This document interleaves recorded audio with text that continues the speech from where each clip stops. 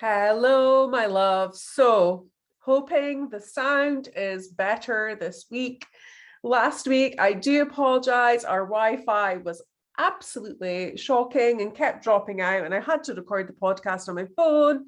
So, yeah, apologies, but here's hoping this week the Wi-Fi is more stable. So I'm in my office. I thought I would come in. It's nice and cozy. I've got my candle on and speak to you today about my 10 pillars to being anxiety free. Now, these 10 pillars are the basis for my coaching program. They are the basis for my book. They're what I work through with my coaching clients. These are what I have discovered on my own personal journey and also my journey with clients, that the 10 key areas that you need to support in order to live a life free from anxiety, stress, or low mood. Excuse me. So let's dive right in. I'm going to maybe read little bits from my book. Not sure. Maybe we will, maybe we won't.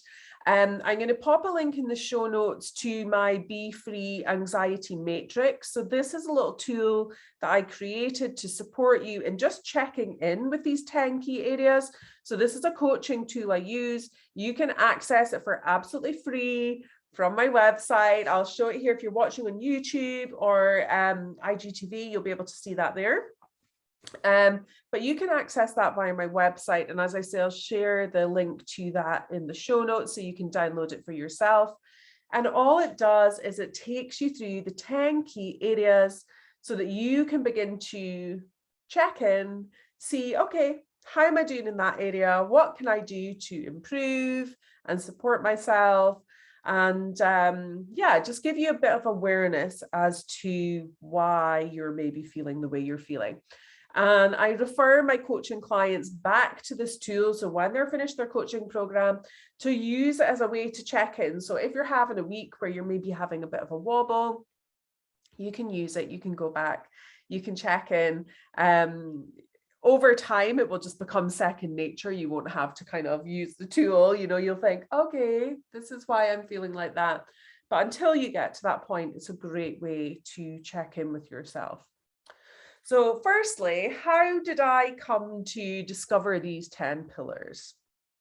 So I'd struggled with anxiety and depression myself for nearly 2 decades. I started to log changes. I used to have a blog called The Dizzy Brunette. And I used to log changes, things I was trying there. And this is one thing I would say: when making any changes to your life to support yourself with anxiety, stress, or overwhelm, you don't want to make things too crazy or too unachievable. You want to keep it really simple. Start with one habit, one practice, then layer it up. So consistency really is key. So making sure that you're consistent with that one practice. Once you've got it nailed, layer another practice or habit in. So they call this habit stacking. And it's a really wonderful way, one, to make sure what you're doing is supporting you. So if you're trying something, or say you're trying 5 things and suddenly you feel better, you're like, oh, amazing. But is it those 5 things? Is it one element? Or if you're feeling really crap, which one of those 5 things was it? And so start with at least one area as a focus. And as we go through the areas, I'll make some suggestions as to which ones you might want to start with that are going to give you kind of maximum impact quickly. And when you start and get that impact, it builds momentum. So you really want to do something that's going to benefit you quickly. So you get that, oh my gosh, amazing, I feel really, really good. And then that inspires you to keep going and look at other areas. So let me tell you, sorry, I diversified there. So what I was going to say was, I started logging all the things I was doing. I had various practices that I'd adopted throughout my life. I began to work with clients through healing, through meditation, and began to see differences when we implemented certain things.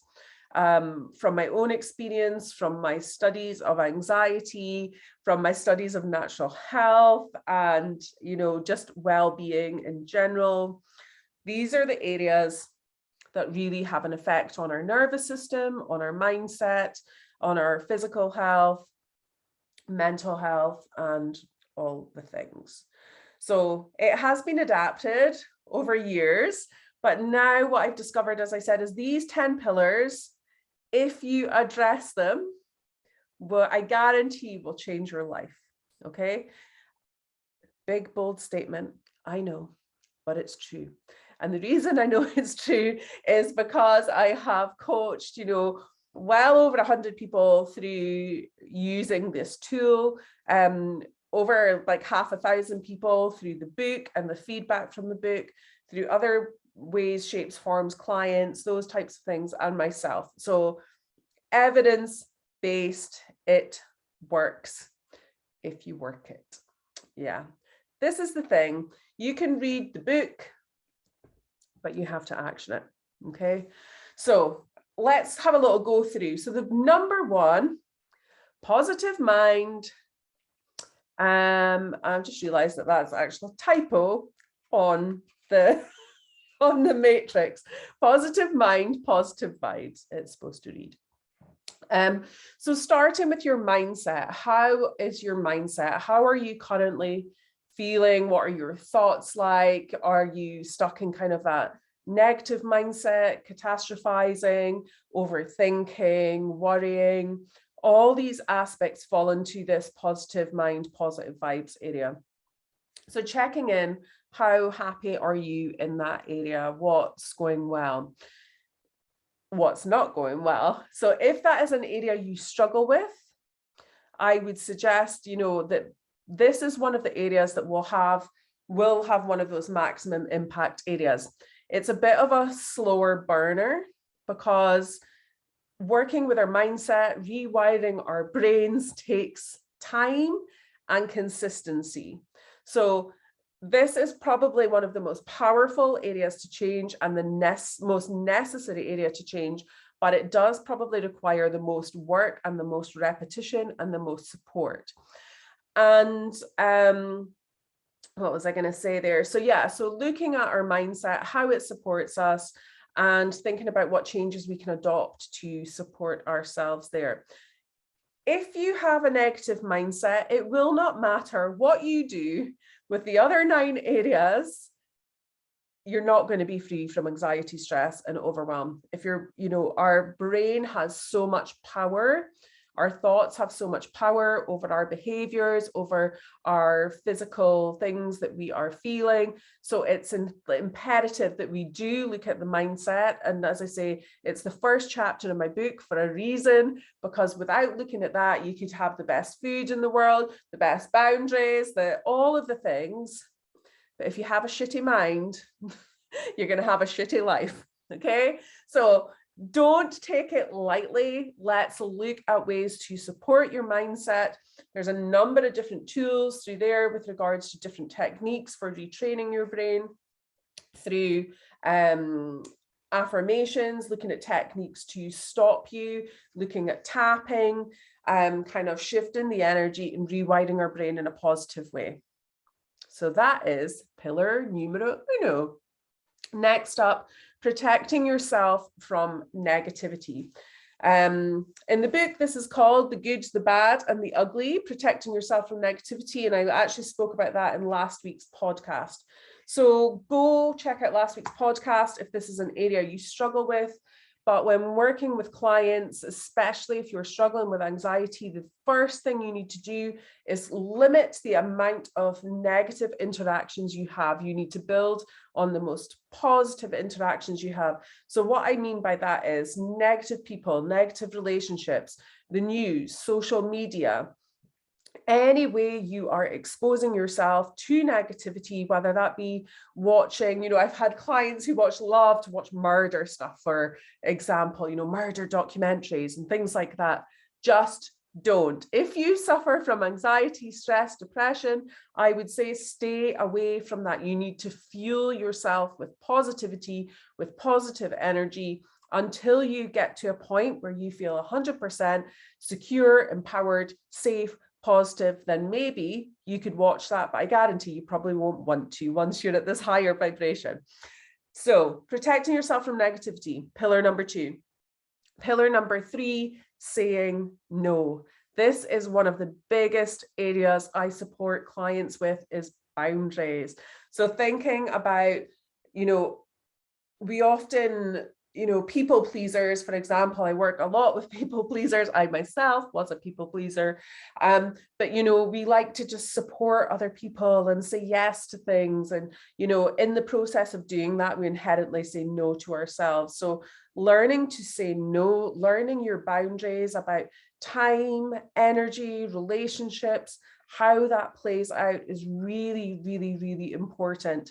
And when you strengthen those boundaries, you strengthen that relationship with yourself, your confidence grows, the anxiety begins to dissipate, along with stress, overwhelm, depression. So thinking about boundaries and saying no.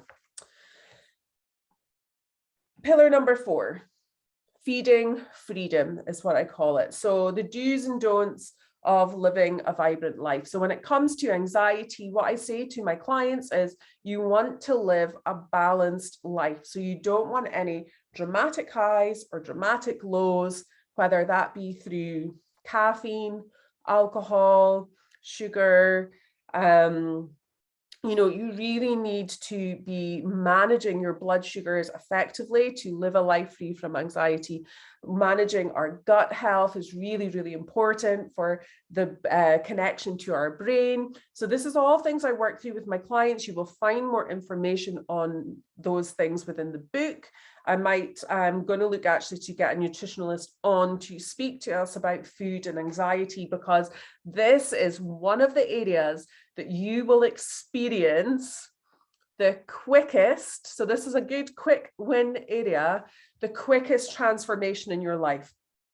I've had clients in the past who have had, Starbucks in their workplace.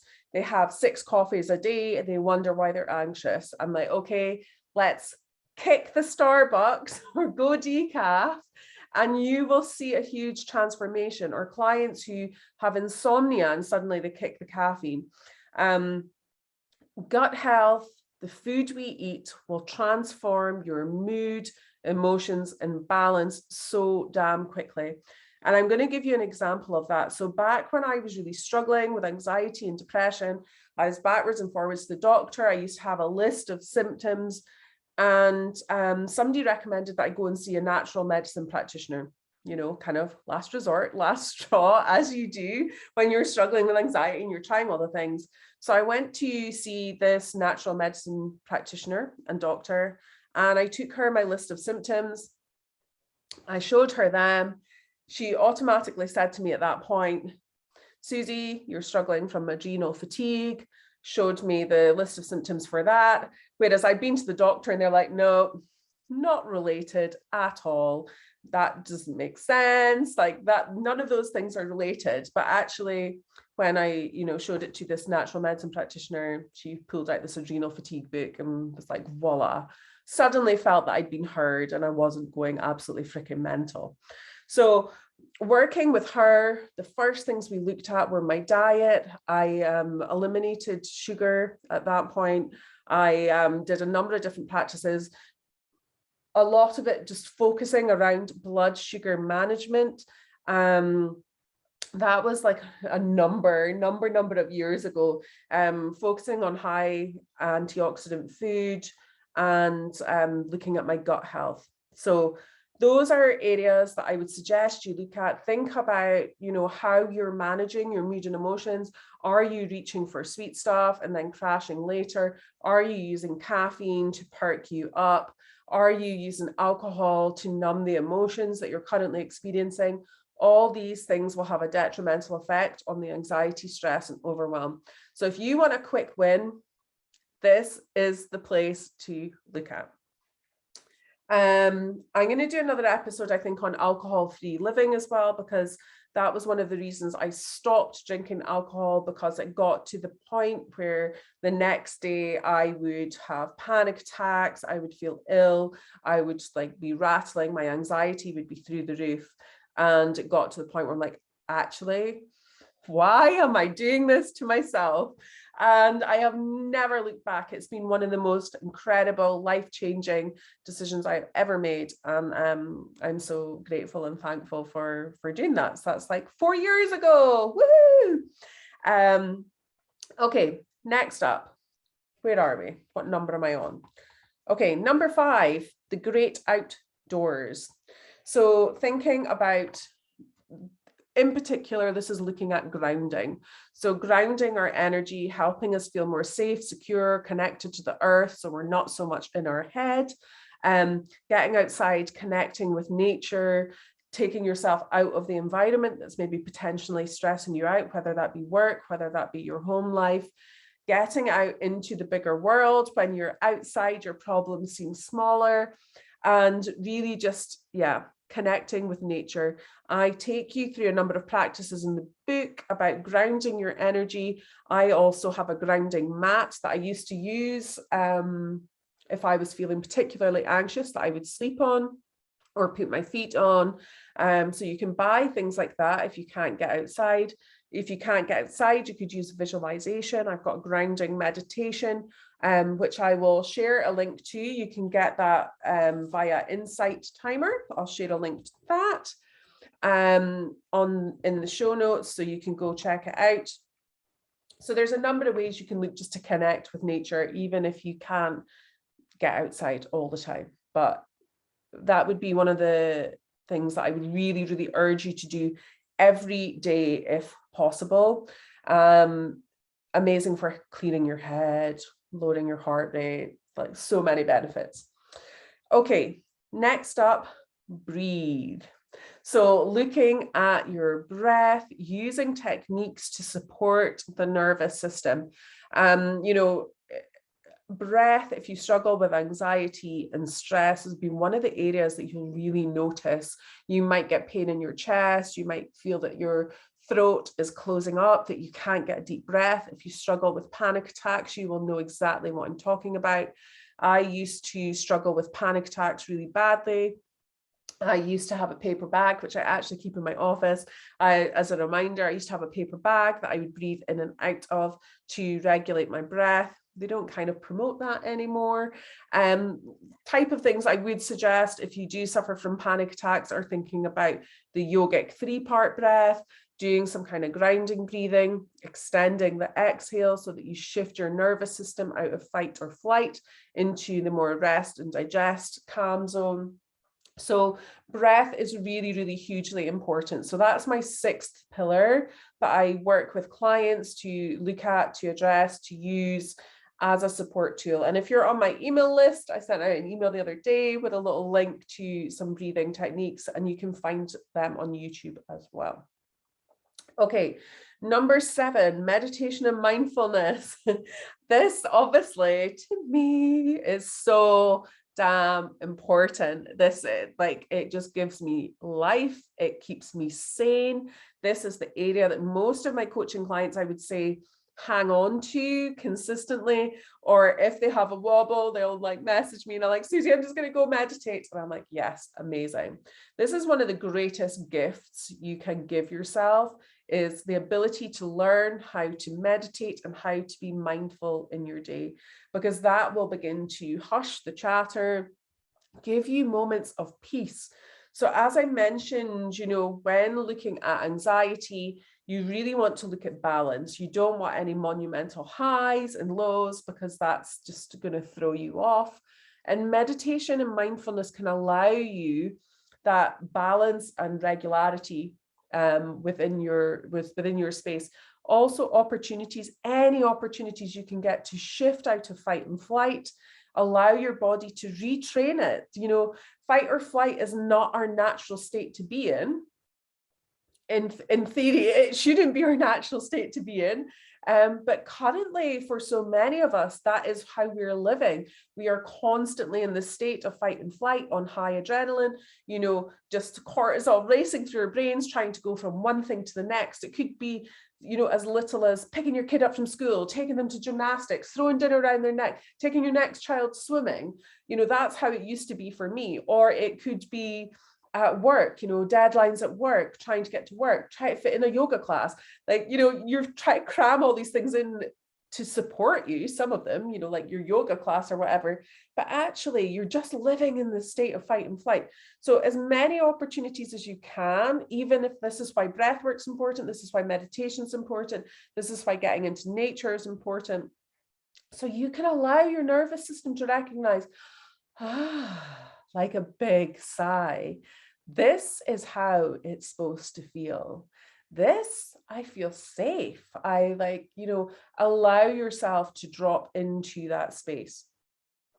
Okay, pillar number 8, move, stretch, play. So any kind of exercise will release the energy within your body. I used to love running. Running was really great for anxiety for me. And then I had issues with my balance and stuff, was not so great. Trying to run with labyrinthitis or vertigo, it's not ideal. But yeah, running, any kind of exercise, walking, yoga, Pilates, tennis, like anything at all, playing with your kid, trampolining, like whatever involves you shifting your body, shifting that energy, getting that little clicks out and having fun. So dancing, I think in the book, there's a link, or there's a playlist on, I think it might be YouTube, can't remember. I think it is YouTube actually. There's a move, shake, play playlist to go with the book. But yeah, just get up, have a kitchen boogie, laugh, have fun. When we're stuck in a state of anxiety, stress, depression, low mood, we can forget to have fun. And that is, such a great way to do that, or to connect with other people as well. Swimming's a beautiful thing to do, just feeling that sense of support. Just do what you enjoy. Yeah, there's no right or wrong. Do what you enjoy. Okay, this is next up as another area that my clients struggle with. And this is why I have Reiki healing as part of all my coaching programs, is self-care. So flying solo, I call it self-care. What do you do to nourish yourself each and every single week? I would say day. It's maybe ambitious when you're starting to do something every single day. But, what are you factoring into your week that's just for you? Is it chilling out with a book? Is it taking a bath? Just what are you doing for self-care? This is an area that a lot of clients I have do nothing when they first come to me. They do nothing in this area because they don't think they have time, or they don't deem themselves as important as the other people in their lives. So think about, what can you do for yourself? There's so many ideas. If you're struggling, go on to Pinterest. I did a post yesterday actually on my Instagram, and what were the things that came back? Hill walking, self-care. Somebody said changing their sheets, and I thought that was such a great idea. Changing their sheets, yoga, face mask and chocolate. Nice.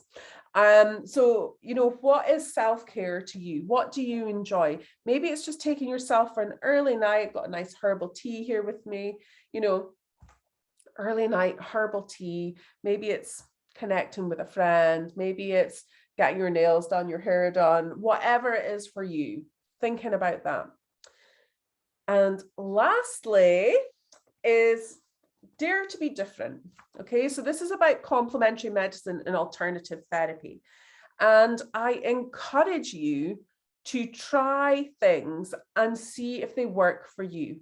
So in the past, I have done EFT, hypnotherapy. I have been to the chiropractor, acupuncture, Reiki healing, shamanic healing, essential oils. Like, there's so many different things that you can try to support yourself. Reflexology is a beautiful way, massage, and I mentioned a bit about that in the book as well. So looking at ways, don't be scared to try different things. And just because you try something and it doesn't work, it doesn't mean that all the other things aren't going to work. Okay, keep trying, enjoy the experience, enjoy learning different things, trying different things, and yeah, you never know, you might just find something that you absolutely love that has a huge impact on your life. So quick run through of those 10. I suggest that you go download the anxiety matrix from the website, have a little check-in with yourself. So first up, positive mind, positive vibes, protecting yourself from negativity, saying no, feeding freedom, great outdoors, breath, meditation and mindfulness, move, self-care, and dare to be different. So that is kind of the 10 key chapters of my book. That's the 10 pillars of what I use to support my coaching clients. Hopefully that's given you some ideas of areas you maybe haven't considered before that might affect your anxiety, and giving you some ideas of things that you might want to try. If you have any questions about any of that, or as always, please just reach out to me. I am like, drop me an email, send me an Instagram voice note, whatever. If you've got any questions about anything, I would love to connect with you and support you. If you would like a deeper dive one-to-one with any of those things, then please do, reach out to me for coaching. I would love to be able to support you with that. You can find out more about that on the website as well. But in the meantime, I will pop some links within the show notes. You can go check them out, have a little think about what areas. Tag me on social media at I am Susie McWilliam on Instagram. And yeah, show me you eating well, or meditating, or doing something for your mindset, or just message me, I said no to such and such. Like, let me celebrate you and celebrate your wins. And as I say, habit stack. You can do it. And actually, I'm just thinking, I never mentioned in food, water. Dehydration is huge for panic attacks and anxiety. So make sure that you are drinking enough water. Alrighty, so lovely to connect with you. Please reach out with anything you would like covered on the podcast. I would love to be able to support you in any way I can, or get the appropriate expert in. But yeah, have an incredible week. Until next week, sending you so much love, so much hope. It's time to be free.